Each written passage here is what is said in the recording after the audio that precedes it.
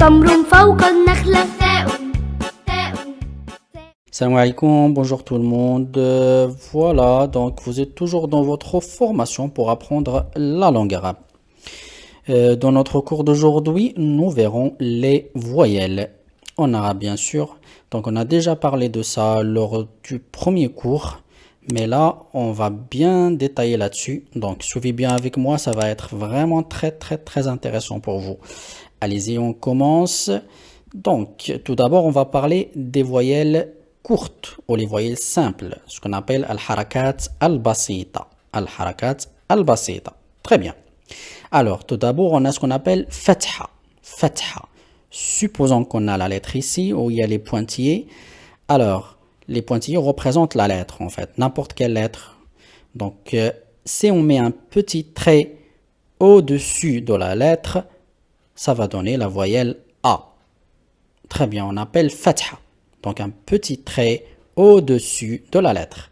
Très bien, la deuxième voyelle, c'est ce qu'on appelle damma. Damma, regardez bien, toujours au-dessus de la lettre, c'est une petite boucle. Voilà, c'est une petite boucle, c'est-à-dire, c'est comme un petit neuf en fait. Voilà, et ça donne la voyelle OU. OU. Très bien. La troisième voyelle, regardez bien, la lettre elle est ici et on met un petit trait sous la lettre. Très bien. Pour fatha, le trait il est au-dessus, mais pour kasra, il est sous la lettre et on appelle ça kasra bien sûr. Kasra, c'est la voyelle I. Très bien. Donc on a tout d'abord al-fatha, c'est la voyelle A. Ad-damma, c'est la voyelle O. Kasra, c'est la voyelle I. Très bien. On va appliquer tout ça. Regardez, on va prendre une lettre. Une lettre qu'on a déjà vue, c'est harful kef. Le kef, c'est la lettre K. Très bien. On va appliquer les voyelles. Alors, tout d'abord, on a déjà vu que si on met un petit trait au-dessus de la lettre, ça va donner A. Et comment on va prononcer ça? Voilà, très bien, c'est K. Très bien. Alors, on met une petite boucle au-dessus de la lettre, ça va donner O. Et ça se prononce comment? Kou, kou. Très bien. Et voilà, si on rajoute un petit trait sous la lettre, ça va donner la voyelle I et ça se prononce ki, ki. Alors, on a trois voyelles simples. Et voilà, et on va les utiliser avec toutes les lettres, bien sûr. Très bien, on passe. Alors après, on a ce qu'on appelle soukoun. Soukoun. Alors, supposons qu'on a la lettre ici. Voilà, regardez à l'intérieur de ce petit cercle. Donc, si on met un petit rond au-dessus de la lettre, alors c'est soukoun. Alors, c'est-à-dire l'absence de voyelle. L'absence de voyelle, c'est-à-dire on va le prononcer comme on n'a pas de voyelle avec la lettre. On appelle soukoun. Soukoun, c'est un petit trait, c'est un petit rond en fait au-dessus de la lettre. Très bien, on va appliquer ça.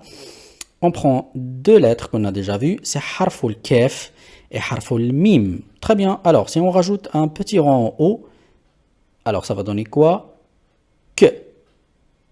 Très bien. Et la même chose, c'est on rajoute un petit rond, c'est soukoun sur harf al-mim, ça va donner quoi? M. Très bien. Alors on a que m. Très bien. On appelle ça soukoun. Soukoun. Très bien, on passe pour autre chose. On a aussi en arabe ce qu'on appelle les voyelles longues. C'est pour, en fait, c'est des allongements, c'est pour prolonger. On appelle ça en arabe al-mad. Al-mad. Voilà, les voyelles longues. Alors, on va utiliser les mêmes voyelles qu'on a vues. Fatha, damma, kasra. Mais qu'est-ce qu'on va faire? On va rajouter des lettres avec ces voyelles-là pour prolonger. Très bien. On a déjà vu que la voyelle A en arabe, c'est un trait au-dessus de la lettre. Et pour prolonger la voyelle A, on doit rajouter ce qu'on appelle elif. Elif, regardez, on a un petit trait ici, c'est-à-dire elle est attachée avec la lettre. Alors, là, c'est l'elif. Toujours pour prolonger fatha, il faut rajouter l'alif. Très bien. Et pour prolonger damma, damma, une petite boucle en fait au-dessus de la lettre, on l'appelle damma. Très bien, c'est la voyelle O. Pour prolonger ça, on rajoute toujours, on rajoute ce qu'on appelle le waw. C'est harf le waw, c'est une lettre qu'on va le voir après. C'est harf le waw, toujours il est aussi attaché avec la lettre. Donc pour prolonger damma, on rajoute le waw. Très bien. Et maintenant pour prolonger la voyelle I, c'est-à-dire kasra. Kasra. Kasra, il est sous la lettre. Donc, pour prolonger kasra, on rajoute toujours harf liya. Liya. Je répète. Donc, pour prolonger fatha, c'est toujours alif. Pour prolonger damma, c'est toujours waw. Et pour prolonger kasra, c'est toujours ya. Voilà, on rajoute ces trois lettres-là. Très bien. On va faire des exemples. Allez-y, suivez avec moi. On va reprendre harf al-mim qu'on a déjà vu.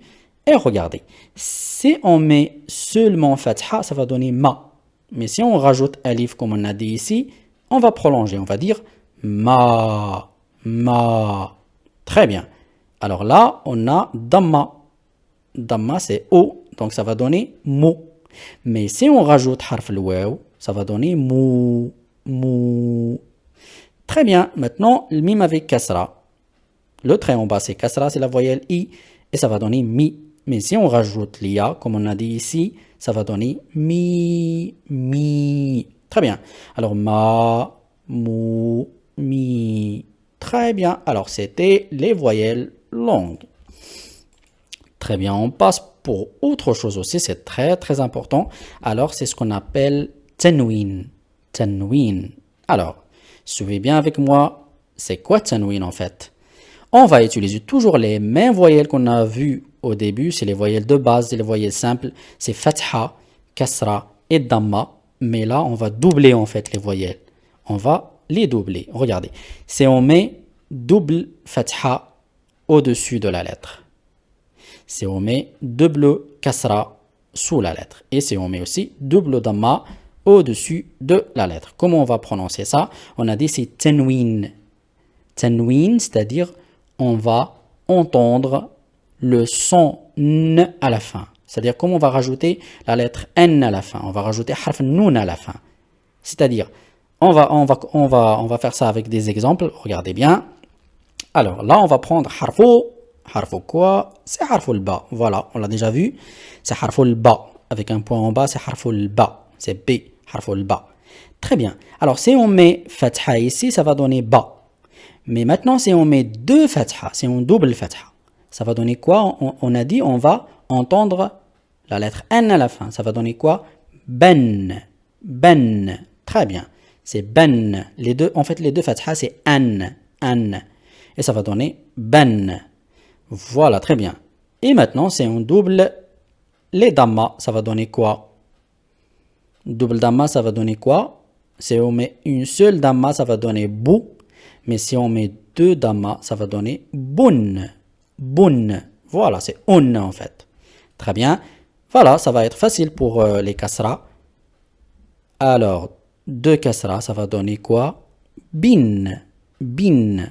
Très bien. Alors, c'est facile maintenant. Ban, bun, bin.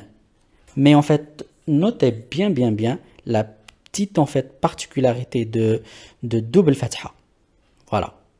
Les double fatha sont toujours avec l'alif. Seulement les deux fatha, pas les deux damma, les deux kasra. Seulement avec les deux fatha, on rajoute toujours l'alif, avec toutes les autres lettres aussi. Voilà. Alors, je répète, tanwin, on utilise les mêmes voyelles, mais on va les doubler. Et pour prononcer en fait bien la lettre, on va juste rajouter la lettre N à la fin. C'est harf noun à la fin. C'est pour ça qu'on l'appelle tanwin. Ça vient de harf noun. Et ben, bun, bin. Si on change par exemple la lettre, si on met harf kef, ça va donner kan, kun, kin. Si on met harf mim, ça va donner man, mun, min. Voilà, c'est facile. Très bien, on passe pour autre chose. Et là, c'est ce qu'on appelle shadda. Shadda. Shadda, c'est-à-dire doublement de consonnes, bien sûr. La consonne, en fait, en français, on double pour appuyer sur la lettre. On double la lettre. Mais là, on l'appelle shadda. Shadda. Très bien. Alors, shadda, regardez, on va utiliser les mêmes aussi, les mêmes voyelles simples, mais on va rajouter, regardez, une petite W. Regardez, une petite W. Là, là et là. Alors là, on l'appelle shadda. Cette petite W, on l'appelle shadda. En fait, le signe shadda se place au-dessus des consonnes. Seulement les consonnes qui doivent être doublées, bien sûr, qui doivent être doublées, bien sûr. En français, on double la lettre, mais en arabe, on rajoute seulement shadda, en fait, pour appuyer sur la lettre. Très bien. Alors, là, on met des lettres. Regardez là, les petits cercles représentent les lettres. Alors, pour appuyer sur la lettre avec fatha, on rajoute shadda. Et sur shadda, on met au-dessus de shadda, on met fatha. Voilà, la même chose pour damma, shadda. Et au-dessus, c'est damma. Mais pour kasra, on met kasra, en fait, sous shadda ou sous la lettre. Mais shadda, il est toujours au-dessus de la lettre. Mais kasra, on peut la mettre en fait sous shadda ou sous la lettre. On va faire l'exemple. Regardez bien. Alors, on va utiliser toujours harf al-ba, mais pour bien prononcer harf al-ba avec shadda, alors on va rajouter alif au début. Alif. Alors on a a, ba, ba. On appuie sur la lettre. Abba. Pour damma avec shadda, abou, bou. Et pour shadda avec kasra, regardez là, on a mis kasra en bas de la lettre. On peut la mettre seulement en bas de shadda et ça va être la même chose. Ça va donner abi, abi. Très bien, je répète. Alors c'était shadda, c'est-à-dire juste pour doubler la consonne ou doubler les lettres. Bien.